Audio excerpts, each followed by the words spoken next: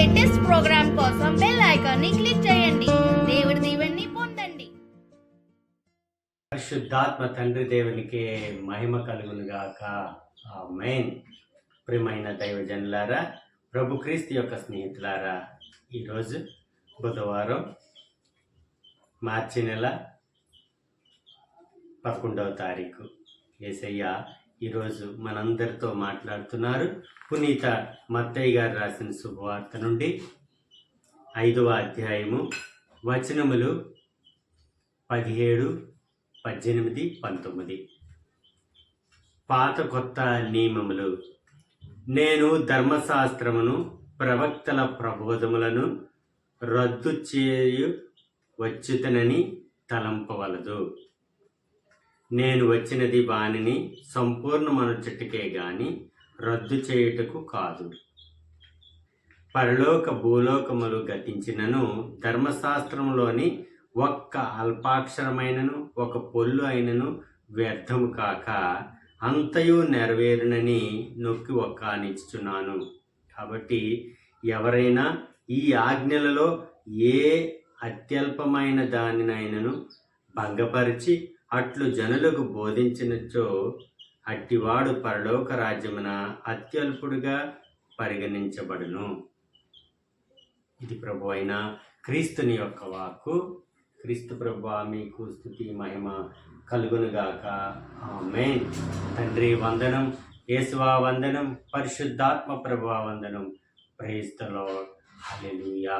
ప్రియ దైవజనులారా, యేసయ్య ఈరోజు ఈ తపస్కాలంలో మనందరికీ కూడా ఈ 3 విషయాలను తెలియజేస్తున్నారు. మత్తయి గారు రాసిన శుభవార్త నుండి 5వ అధ్యాయము వచనములు 17, 18, 19 వాక్యాల్లో మనకు ఈ 3 విషయాలను తెలియజేస్తున్నారు. నేను ధర్మశాస్త్రమును ప్రవక్తల ప్రబోధములను రద్దు చేయవచ్చునని మీరు తలంచవలదు. అసలు అలాంటి ఆలోచన కూడా మీలో ఉండకూడదు. ఈ ధర్మశాస్త్రంలో ఉన్న ప్రవక్తల ప్రబోధాలను నేను రద్దు చేయడానికి వచ్చానని మీరు ఎట్టి పరిస్థితుల్లోనూ కూడా అలా ఆలోచన చేయకండి. నేను అందుకు రాలేదు. నేను వచ్చినది దేనికంటే ఈ పరిశుద్ధ గ్రంథాన్ని నేను పరిపూర్ణం చేయడానికి వచ్చున్నాను.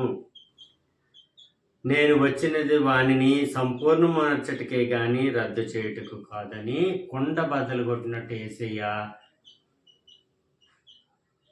ఇశ్రాయేలీయులందరితోనూ, ప్రజలతోనూ, ప్రధాన అర్చకులతోనూ, ధర్మశాస్త్ర బోధకులతోనూ ఈ మాటలు చెప్తున్నారు. నేను వచ్చింది ఈ ధర్మశాస్త్రంని రద్దు చేయడానికి కాదు, ఇందులోన ప్రతి వాక్యాన్ని కూడా సంపూర్ణం చేయడానికి వచ్చాను అని యేసయ్య తెలియజేస్తున్నారు. కాబట్టి మనం కూడా గుర్తుపెట్టుకోవాలి, ఇది యేసయ్య వచ్చింది ఈ పరిశుద్ధ గ్రంథంలో ఉన్న ప్రతి ఒక్క వాక్యాన్ని కూడా ఆయన పరిపూర్ణం చేయడానికి వచ్చారని. ఇక రెండవదిగా, పరలోక భూలోకములు గతించినను ధర్మశాస్త్రంలోని ఒక్క అల్పాక్షరమైనను ఒక పొల్లు అయినను వ్యర్థముగాక అంతయు నెరవేరునని నొక్కి ఒక్కానిచ్చున్నాను. రెండవ మాటగా యేసయ్య చెప్తున్నారు, ఈ పరిశుద్ధ గ్రంథంలో ఉన్న ప్రతి వాక్యము కూడా నెరవేరు తీరుతుంది. ఏ వాక్యము కూడా నిష్ప్రయోజనము కాదు. ప్రతి వాక్యం కూడా ప్రయోజనకరమైనదే. పరలోక భూలోకాలు గతించిపోతాయి, కానీ ఈ ధర్మశాస్త్రంలో ఉన్న ప్రతి మాట కూడా నెరవేరుతుంది అని నొక్కి చెప్తున్నారు యేసయ్య. కాబట్టి మనం గుర్తుపెట్టుకోవాలి, పరలోక భూలోకంలో ఈ పరలోకము నశిస్తుంది, భూలోకము నశిస్తుంది, కానీ ఈ పరిశుద్ధ గ్రంథంలో ఉన్న ప్రతి వాక్యము కూడా ఫలింపబడుతుంది, నెరవేర్చబడుతుంది, నెరవేర్చి తీరుతుంది అని యేసయ్య మనతో ఈ 2వ వాక్యాన్ని చెబుతున్నారు. ఇక మరి 3వదిగా, కాబట్టి ఎవరైనా ఈ ఆజ్ఞలలో ఏ అత్యల్పమైన దాన్నైనా భంగపరిచి అట్లు జనులకు బోధించో అట్టివాడు పరలోక రాజ్యంలో అత్యల్పుడుగా పరిగణించబడతాడు. పరలోక రాజ్యంలో అత్యల్పుడుగా పరిగణించబడతాడు. ఎప్పుడు? ఈ పరిశుద్ధ గ్రంథంలో ఉన్న ఏ వాక్యాన్నైనా, ఏ నియమాన్నైనా, ప్రభు ఇచ్చిన 10 ఆజ్ఞలైనా లేకపోతే ఇందులో ఉన్న మాటలనైనా పరిశుద్ధ గ్రంథంలో ఉన్న ఏ మాటనైనా తక్కువ చేసి ఎవడైనా ప్రజలకు బోధిస్తే అట్టివాడు పరలోక రాజ్యంలో అందరికంటే అత్యల్పుడుగా, నీచుడుగా, దరిద్రుడిగా ఉంటాడు. మరి అంతే, గుర్తుపెట్టుకోండి. ఇందులో ప్రతి వాక్యము కూడా అతి సంపూర్ణమైనది, అతి బలమైనది దేవుని వాక్యం ఇది. కాబట్టి ఇందులో ఉన్న ఏ వాక్యం కూడా అత్యల్పమైనది కాదు. ప్రతి వాక్యము దేవుని నోట వచ్చిన మానవుడు కేవలం రొట్టె వలన మాత్రమే జీవించడు, దేవుడి నోట వచ్చి ప్రతి మాట వలన జీవించబడును. ఇందులో ఉన్న ప్రతి మాట దేవుని వాక్యం, దేవుని మాట, దేవుని నోట నుండి వచ్చిన మాట. కాబట్టి ఏ మాట కూడా అత్యల్పమైనది కాదు. ప్రతి మాట కూడా బలమైనదే, జీవము గలది.